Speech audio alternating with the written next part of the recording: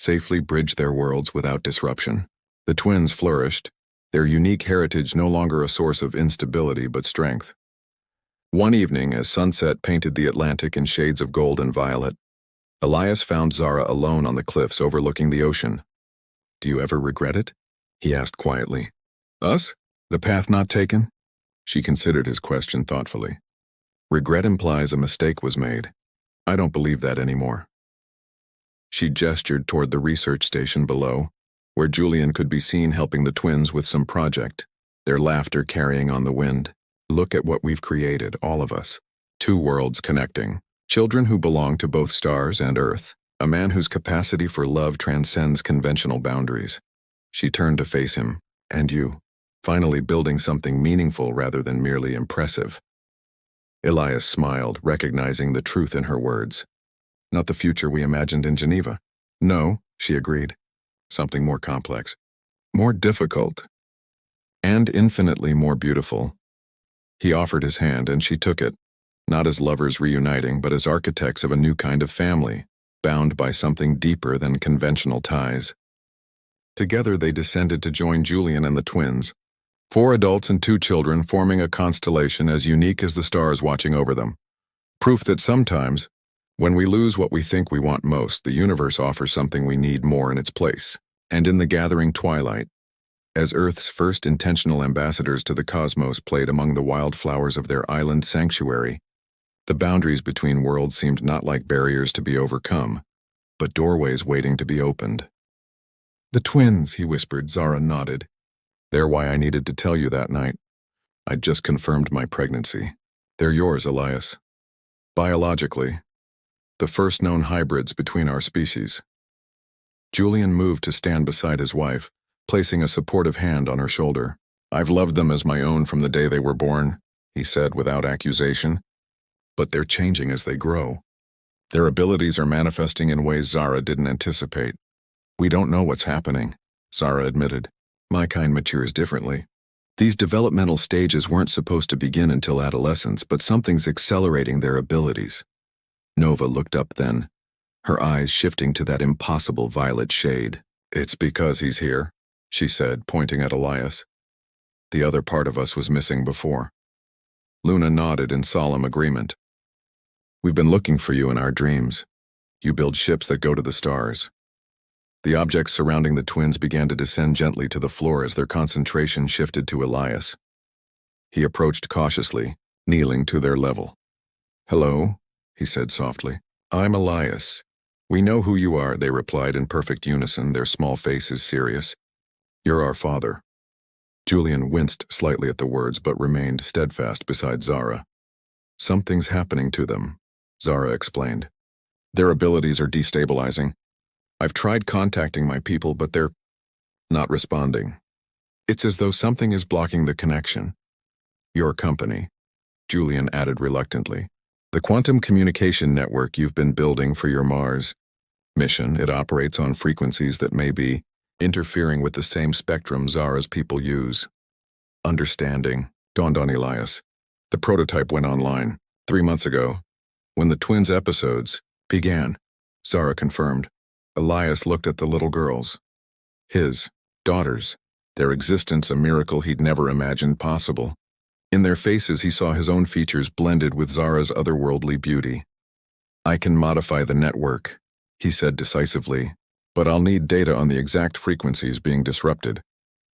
That would require revealing technology my people have protected for millennia," Zara said hesitantly. "Do we have a choice?" Julian asked gently. "The girls need stability. They need to understand who and what they are." A glass on the coffee table suddenly shattered, startling them all. Luna's eyes widened in distress. "Sorry," she whispered. "I was thinking about the stars going dark." Nova reached for her sister's hand. "They're afraid," she explained to the adults. "Something's coming. What's coming?" Elias asked, fighting the urge to gather these children, his children, into protective arms. The twins exchanged a look of ancient wisdom entirely incongruous with their small faces. "The others," they said together, "the ones who think Earth isn't ready." In that moment, the complicated emotions of betrayal, loss, and missed opportunities that had churned within Elias since seeing Zara again fell away. Whatever his personal feelings, whatever the past held, the future of these extraordinary children, and perhaps much more, now hung in the balance. He looked from Julian to Zara, no longer seeing a rival in a lost love, but allies in an unexpected battle. "Tell me everything I need to know," he said. "We'll face this together." Dawn broke over the Atlantic as Elias made the final adjustments to the modified transmitter. 3 days of relentless work had transformed Stellar Ventures' quantum communication network from an inadvertent barrier into what they hoped would be a beacon. "Ready?" he asked, glancing at Zara, who stood with her palms pressed against the twins' backs.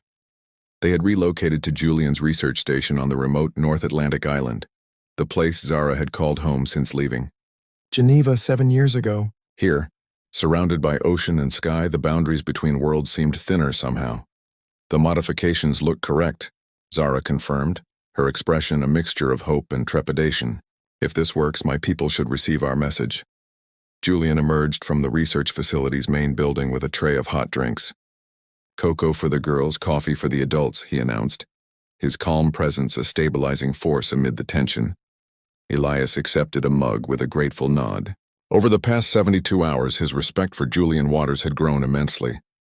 The man had raised Elias's biological children as his own, supported Zara's otherworldly nature without fear, and now welcomed his wife's former love into their sanctuary without jealousy or resentment. "You're a remarkable man," Elias said quietly while the girls were distracted with their drinks. Julian smiled faintly. "Love isn't ownership. It's wanting happiness and fulfillment for those you care about, whatever form that takes." "Still," Elias persisted, "many men would have shut the door in my face." "I'm a scientist," Julian replied simply. "I follow evidence, and the evidence suggested that you being here was essential for the twins' well-being." He paused, watching as Luna and Nova whispered together, their expressions animated. "Besides, they're extraordinary children. How could I not want what's best for them?" Zara joined them, her violet eyes reflecting the sunrise. "It's time. The atmospheric conditions are optimal." They gathered around the modified transmitter. Luna and Nova placed their small hands on the central console, their eyes shifting to that luminous purple shade that marked their maternal heritage. "Remember what we practiced," Zara instructed gently.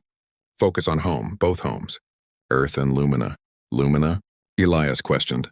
"My homeworld," Zara explained. "7th planet of the Alcyone system." "The Pleiades," Elias whispered in wonder. "All those years studying the stars, and you came from a system visible to the naked eye." A sad smile touched her lips. "Sometimes what we seek is closer than we imagine."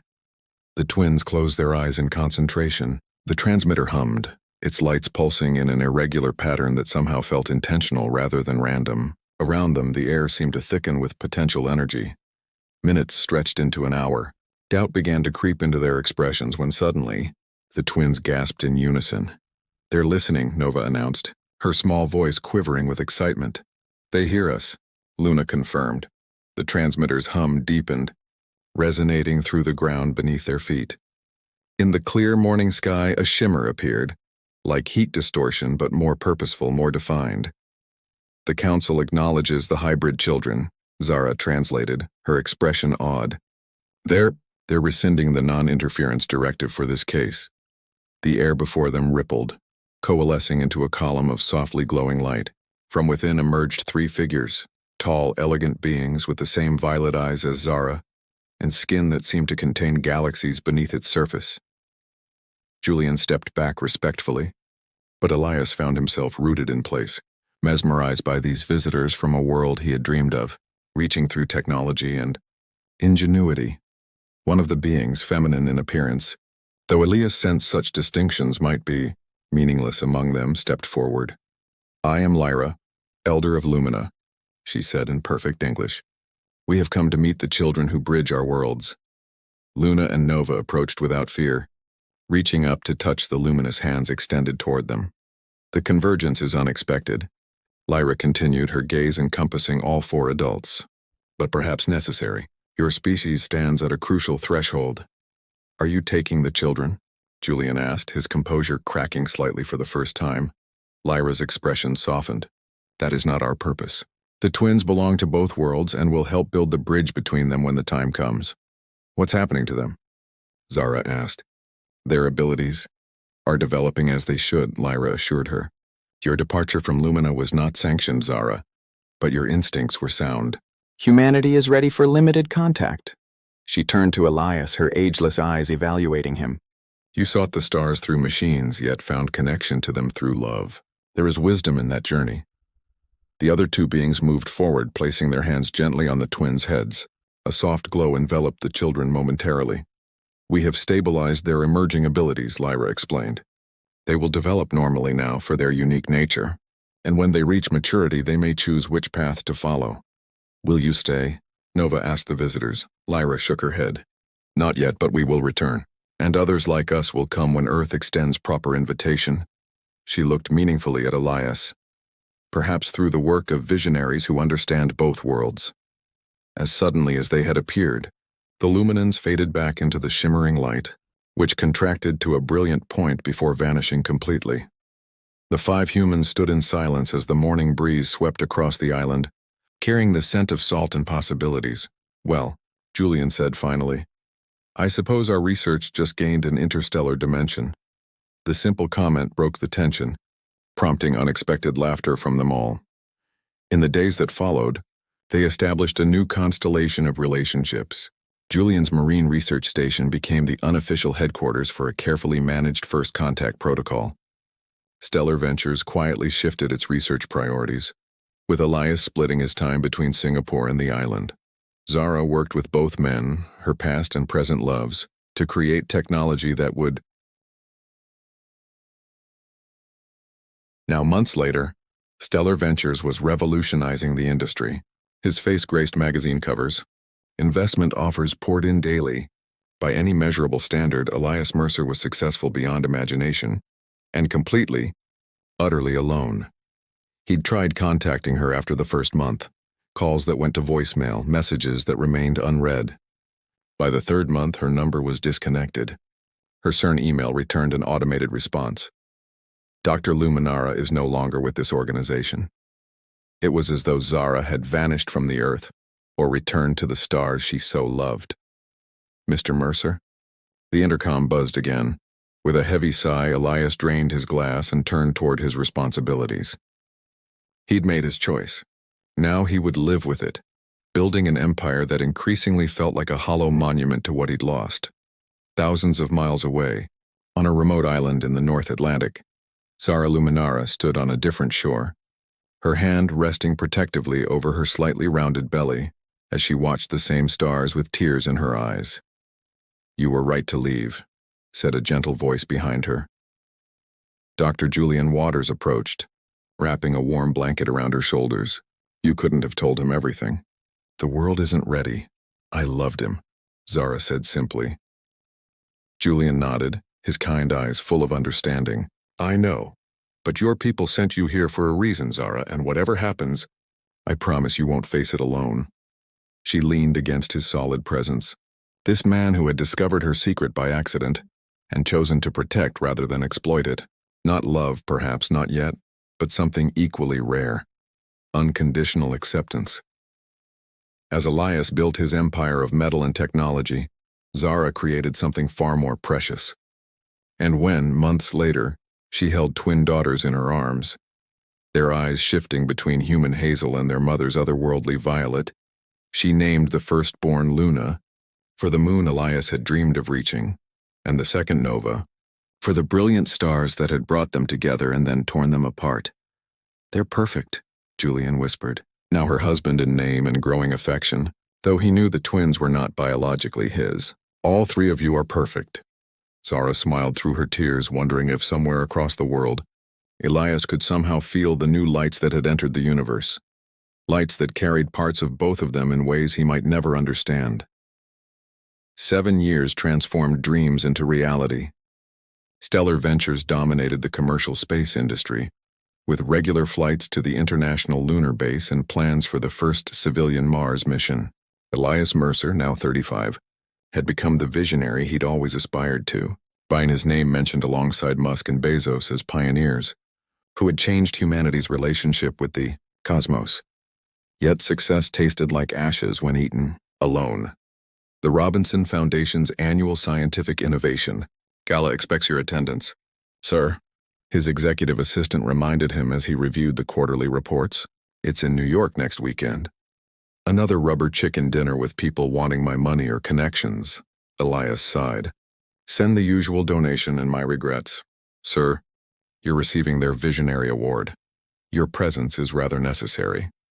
The Robinson Foundation supported unconventional research, exactly the kind of work that had initially sparked his passion. With reluctance, Elias found himself in Manhattan the following weekend, making small talk with academics and philanthropists while scanning the crowded ballroom for the nearest exit. Our next presenter heads the Marine Biology and Conservation Initiative, announced the MC. Please welcome Dr. Julian Waters. Elias glanced up disinterestedly as a tall, bearded man with kind eyes took the stage. Something about his gentle demeanor commanded attention despite his unassuming presence. Thank you for this honor, Julian began. Though the true visionary behind our breakthrough research in biologically inspired propulsion systems couldn't be here tonight. My wife, Dr. Zara Waters, the champagne flute nearly slipped from Elias's fingers. Zara, married. The room suddenly felt airless. Her work bridging astrophysics and marine biology has revolutionary implications for sustainable travel, both terrestrial and beyond, Julian continued, unaware of the emotional earthquake he'd triggered in the audience. After the presentation, Elias found himself moving automatically toward Julian during the reception, drawn by an inexplicable compulsion to know more. Fascinating work. Dr. Waters, he managed, extending his hand. Elias Mercer. The Elias Mercer, Julian replied with a warm handshake. My daughters follow your lunar missions religiously. They're space enthusiasts. Daughters, Elias repeated hollowly. Twins, Julian smiled, pulling out his phone to display a photo. Luna and Nova. They're 6. The image showed 2 little girls with dark hair and mischievous smiles sitting on a rocky beach. Though they appeared identical at first glance, one had eyes that seemed to shift between hazel and an unusual shade that the phone's camera couldn't quite capture. They're beautiful, Elias said, his mouth dry. 6 years old. The timing couldn't be coincidence, thank you. They're quite extraordinary, much like their mother. Something in Julian's expression suggested he understood more than he revealed. Actually, speaking of my wife, Julian, the Hawkins team wants to discuss collaboration on the coral regeneration project. Came a voice that stopped Elias's heart mid-beat. He turned slowly, and there she was, Zara. Her hair was shorter now, framing her face in soft waves, but her eyes remained the same impossible violet that had haunted his dreams for 7 years. She froze when she saw him, color draining from her face. Elias, she whispered. You know each other? Julian asked, though his tone suggested he already knew the answer. We met at a conference. Years ago, Zara replied, her composure returning quickly. Time seemed suspended as they regarded each other across the chasm of choices made and paths diverged. In her eyes, Elias saw not the anger he might have expected, but something more complex, a mixture of resolution and lingering warmth. Your work is remarkable, Elias managed finally. Congratulations on your family as well. Thank you, she replied softly. And congratulations on your award tonight. Stellar Ventures has transformed the possible into reality. Julian watched their exchange with thoughtful eyes. Perhaps we should all have dinner while we're in the city, he suggested. The girls would be thrilled to meet you, Mr. Mercer. They have questions about space that their mother and I can't always answer. Before Elias could respond, a commotion near the entrance caught their attention. A hotel staff member rushed toward them. Dr. and Dr. Waters, he said urgently. There's an emergency call from your child care provider. The look that crossed Zara's face transcended ordinary maternal concern. For a moment, her eyes seemed to glow with an inner light as she gripped Julian's arm. What's happened? Julian asked, already moving toward the exit. She didn't say, sir, only that it was urgent and involved both children. Zara turned to Elias, conflict evident in her expression. I'm sorry, we have to go. Let me help, he found himself offering. My car and driver are outside. As they rushed into the night, Elias couldn't shake the feeling that the universe had orchestrated this reunion for reasons beyond his understanding, and that the twins he'd glimpsed in a photograph were somehow at the center of it all. The penthouse suite overlooking Central Park hummed with tension as Luna and Nova, Waters sat cross-legged on the living room floor, surrounded by floating objects, books, water glasses, decorative pillows, all suspended in midair as if gravity had selectively abandoned the laws of physics. It just happened. Mom, explained Luna, the slightly taller twin. We were playing that game. You know, the one where we pretend we're back home? Zara knelt beside her daughters, her own hands trembling slightly as she attempted to pluck a hovering paperweight from the air. It resisted, then yielded to her touch. From the doorway, Elias watched in stunned silence. When they'd arrived at the hotel suite 20 minutes earlier, the child care provider, a trusted friend from Julian's research team, had been nearly incoherent with shock. I don't understand what's happening, Julian said quietly beside him. This is beyond anything they've done before. Before, Elias echoed, unable to tear his eyes from the impossible scene. Julian sighed. They've always been special. Small things, empathic abilities, unusual intuition, but nothing like this. Zara glanced up, meeting Elias's gaze with a look of resignation. You deserve the truth, she said. I tried to tell you that night in Geneva. What truth? He asked, though part of him already knew the answer, had perhaps always known it in some deep intuitive place. I'm not from Earth, she said simply. My people have observed humanity for centuries. I was sent as an ambassador of sorts, to learn, to understand if humans were ready for contact. In another lifetime, Elias might have laughed at such a claim. But standing in a room defying fundamental physics, watching two little girls with familiar eyes manipulate reality itself, disbelief seemed the greater absurdity. Elias Mercer adjusted his tie for the 5th time as he reviewed his presentation notes. The Geneva International Technology Summit represented everything he'd worked toward since graduating from MIT 4 years earlier.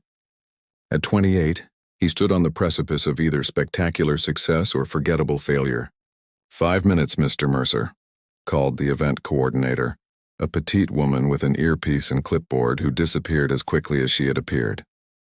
His proposal for sustainable space tourism had garnered interest from several venture capitalists, but today's presentation could secure the funding he needed to transform Stellar Ventures from a promising startup into a revolutionary force in private space exploration. You look like you could use this, said a melodic voice to his right. Elias turned to find a woman extending a cup of espresso toward him. Her smile radiated warmth, but it was her eyes that captured him instantly, an unusual shade of violet that seemed to shimmer under the convention center lights. That obvious, huh? He accepted the cup, their fingers brushing momentarily. The nervous pacing gave you away, she replied. I'm Zara Luminara, Astrophysics Department at CERN. Elias Mercer, Stellar Ventures. He took a sip of the perfectly bitter espresso. You're not presenting today? Tomorrow. Theoretical applications of dark matter for propulsion systems. Her eyes sparkled with enthusiasm. I overheard some of your rehearsal earlier. Your ideas about democratizing space travel are fascinating. Something about her presence calmed his anxiety. Perhaps it was her confidence or the way she spoke about complex scientific concepts with such clarity and passion. Would you? Elias hesitated, surprised by his own boldness. Would you like to have dinner tonight? I'd love to hear more about your work. The announcement for his presentation interrupted them, but not before Zara slipped a business card into his hand. Knock them dead, Elias Mercer, she whispered. The presentation flew by in a blur of slides, questions, and unexpected applause. By evening, Elias had secured preliminary commitments from 3 major investors. As he waited at a small bistro overlooking Lake Geneva, success hummed through his veins, yet somehow meeting Zara again excited him more than the millions potentially coming his way. She arrived wearing a simple black dress, her dark hair cascading over her shoulders. Against the backdrop of the setting sun, her skin seemed to glow with an inner light. 2 successful presentations, she toasted, raising her wine glass. 1 dinner became 3 over the following days. They walked the cobblestone streets until dawn, discussing everything from quantum mechanics to childhood dreams. When the conference ended, neither wanted their time together to end. Come to Zurich with me, Zara suggested. I have 2 weeks before I need to return to work. We could explore the mountains. In those Swiss mountains among wildflowers and crystalline lakes, their connection deepened beyond intellectual fascination. Under starlit skies, Elias found himself tracing the constellations on Zara's bare shoulder as she slept beside him in their rented cabin. He had never believed in soulmates, but something about her felt like coming home to a place he'd never been. "What are you thinking about?" Zara asked one evening as they watched a meteor shower from their porch. "How impossibly lucky I am to have met you," he answered truthfully. "Perhaps it wasn't luck," she replied mysteriously. "Perhaps it was gravity." As summer faded into autumn, they established a routine between Geneva and London, where Elias had established his company headquarters. Weekends became sacred time, with transatlantic flights and jet lag a small price to pay for hours in each other's arms. Yet as Stellar Ventures gained momentum, investors demanded more of Elias's time and presence. The first fractures appeared in their relationship. Missed video calls, postponed visits, the growing weight of unsaid words. Then came the call that would change everything. Singapore's technological development agency wanted to fund Stellar Ventures, with conditions. Elias would need to relocate immediately, committing to a 5-year development program. As he packed for a quick trip to Geneva to tell Zara in person, Elias couldn't ignore the heaviness in his chest. She had become his true north, his constant. But this opportunity could realize everything he'd worked toward. Under the same stars that had witnessed their beginning, he would now face the most difficult choice of his life. The Singapore skyline glittered beneath a blanket of stars as Elias stood on his penthouse balcony, nursing a glass of whiskey he didn't really want. 7 months had passed since that tearful night in Geneva. 7 months since he'd chosen ambition over love. "Mr. Mercer, the board is assembled for your call." His assistant's voice crackled through the intercom. 5 minutes, he replied, his gaze lingering on his phone's background. The last photo of Zara laughing beneath an alpine waterfall, her violet eyes catching the light in that peculiar way that had always mesmerized him. The memory of their final conversation haunted him still. They'd walked along Lake Geneva, the water lapping gently against the shore, creating a melancholy soundtrack to their inevitable goodbye. "I need to tell you something important," Zara had said, her voice trembling. "There's a reason why I understand your work so deeply, why I've always felt connected to the stars."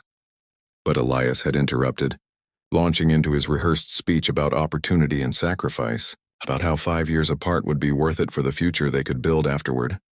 "I've accepted the Singapore position," he'd blurted out, watching her expression shift from anticipation to shock.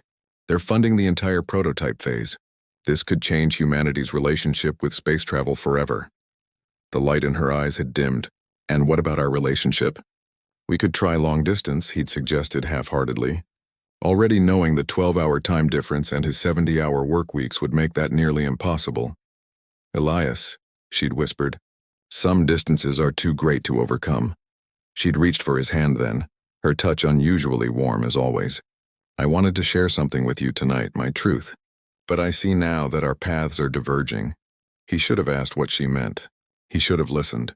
Instead, pride and ambition had sealed his lips as they shared one final, desperate kiss. "I'll always look for you among the stars," she'd murmured against his mouth before walking away.